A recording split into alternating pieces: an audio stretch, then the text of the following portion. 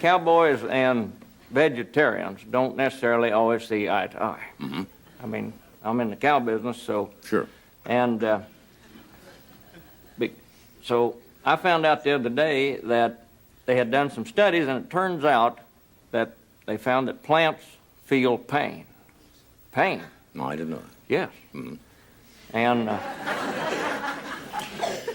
so that inspired this little piece entitled The Vegetarian's Nightmare. Okay. Or a dissertation on plants' rights. Broccoli power! Ladies and diners, I make you a shameful, degrading confession. A deed of disgrace in the name of good taste. Though I did it, I meant no aggression. I had planted a garden last April and lovingly sang it a ballad.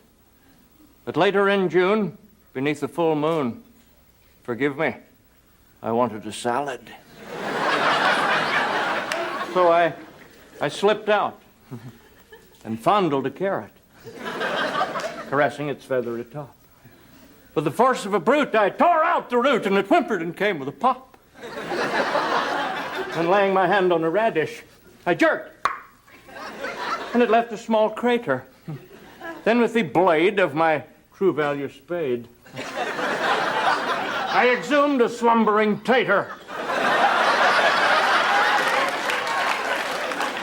Celery I plucked, I twisted a squash. Tomatoes were wincing in fear. I choked the romaine, it screamed out in pain. Their anguish was filling my ears. I finally came to the lettuce as it cringed at the top of the row. With one wicked slice, I beheaded it twice. As it writhed, I dealt a death blow. I butchered the onions and parsley till my hoe was all covered with gore. I chopped and I whacked without looking back. Then I stealthily slipped in the door. My bounty lay naked, dying. So I drowned them to snuff out their life. I sliced and I peeled as they thrashed, and they reeled on the cutting board under my knife. I violated tomatoes,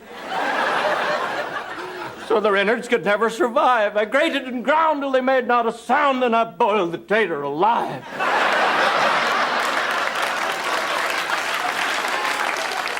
And then I took the small broken pieces I had tortured and killed with my hands and tossed them together, heedless of whether they suffered or made their demands. I ate them. Forgive me, I'm sorry. But hear me, though I'm a beginner, those plants feel pain. Though it's hard to explain to someone who eats them for dinner, I intend to begin a crusade for plants' rights, including chickpeas. And the ACLU will be helping me, too. In the meantime, please pass the blue cheese. That's marvelous. That's good. Thank you, Becky.